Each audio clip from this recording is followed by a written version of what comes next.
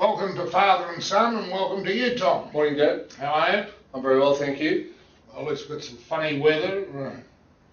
It's a big day yesterday. The Allen Border medal was won by Shane Watson. He also got the best Test cricketer and the best one-day player.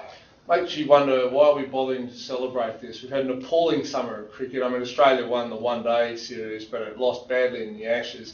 And the Allen Border medal, they're trying to give cricket something like the Brownlows. I mean, it's a disaster because the thing is, you've got a handful of cricketers who play for Australia. Only them can win the medal. Whereas in footy, you've got 20 odd players at every team. I think 5 at each team are in with a chance. So there's no real tension. Everybody knew that Shane Watson was going to win. Still, well done to him. Yeah. I found the Super Bowl more interesting. As I said in my market report, the fact that Green Bay won means... Haven't won for a long time. Well, they last won in 1996, I think it was.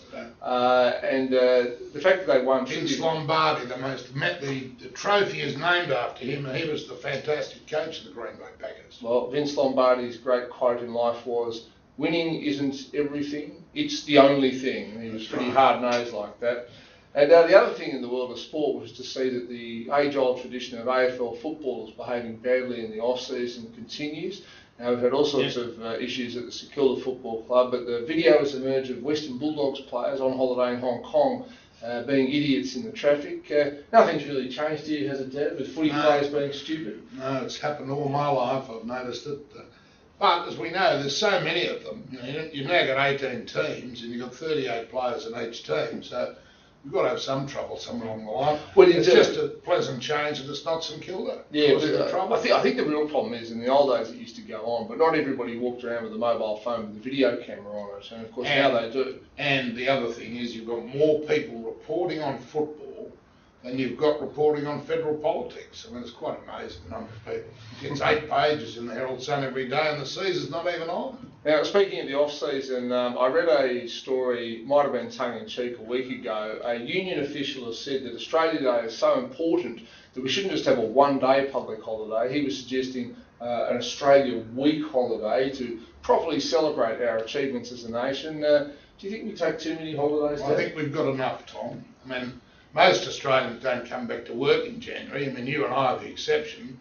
I always go to work. In fact, years ago I used to go overseas when I was running Foster's to see what was going on in New York where everybody else was working. The whole of Australia takes January off, and now when I do my commodity trading occasionally with the Chinese, as soon as February comes, they have the Chinese New Year off. They take a couple of weeks off for that. They do celebrate. Like Chinese New Year is a couple of weeks holiday for them. You can't get anything done. Yeah, I think we have too many holidays in Australia. I work through and I just think, look, I'm not saying people shouldn't take a break. You know what's done though, is everybody taking a break at the same time. Now, I understand if you've got kids, you've got to fit in with the school holidays, but a much better time to take a summer break is the end of February, early March. The weather's better, there's far fewer people out there, everything's cheaper, it just makes more sense. Yeah, I agree with you. Now, let's talk about the power industry. Now, there was a big report in The Australian yesterday and followed up in the Fin Review saying that in the next few years in several states, we're going to start suffering severe power shortages. Now, there's plenty of investment going on in minor technologies like wind and solar and geothermal. They're not going to make much difference. No, none of it adds up to anything. What we do need is a commitment either way on new gas and, more importantly, coal-fired plants. No one wants to invest in coal-fired electricity because they don't know what the government's policy on carbon pricing is. Exactly. It's a real issue. And the other one is, I think the Labor Party are going to raise it at their annual conference, is nuclear. I think we've got to start looking seriously at nuclear power. Yeah, look, you can't have it both ways. If you believe in climate change, not everybody does, but if you do, and you think that it's largely caused by burning of fossil fuels, well then the coal industry in Australia is the single biggest emitter. And that only includes the coal that is burnt here. Of course, we export much more coal overseas, and we pretend that's not causing pollution because it's burnt in other countries.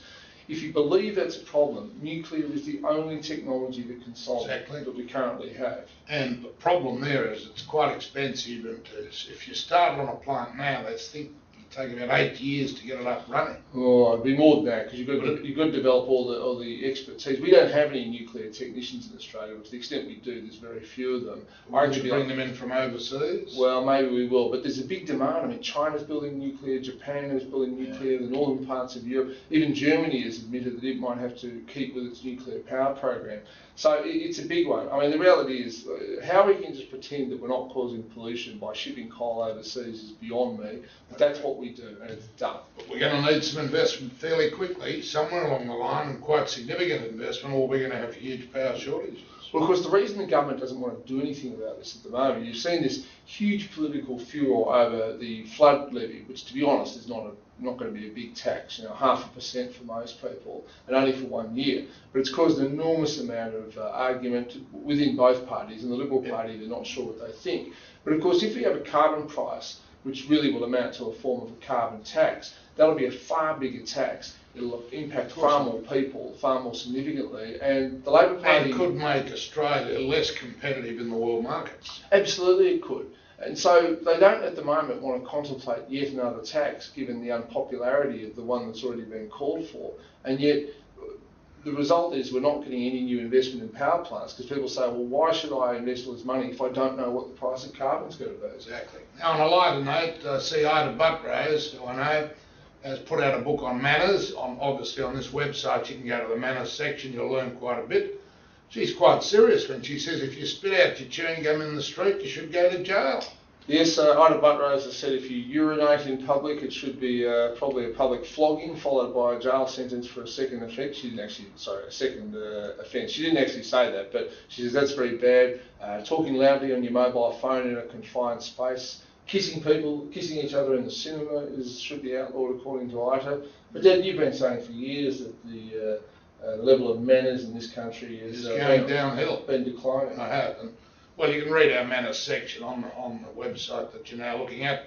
I think one of the worst things is where I see people walking down the street eating their lunch. I think it's just I know you don't like it. And it's not very good for you. In some German cities, they have a separate police force called the Order Police, and only the Germans would think something like this up. And they're not there to enforce serious laws like catch robbers and things. They're there just to stop people behaving badly in public. Who knows? Maybe we should take a leaf out of the Germans' book in that regard.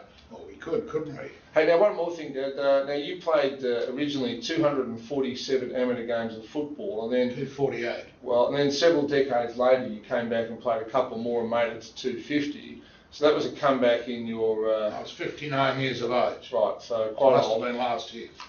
Ian Thorpe was planning to make a comeback to Olympic swimming, age 28. Do you reckon he can do it? I think he's one of those few people that I think could, because he was so far ahead of everybody else in his 200, 100, 200, even the 400. Fantastic swimmer, and his feet, he's size 14.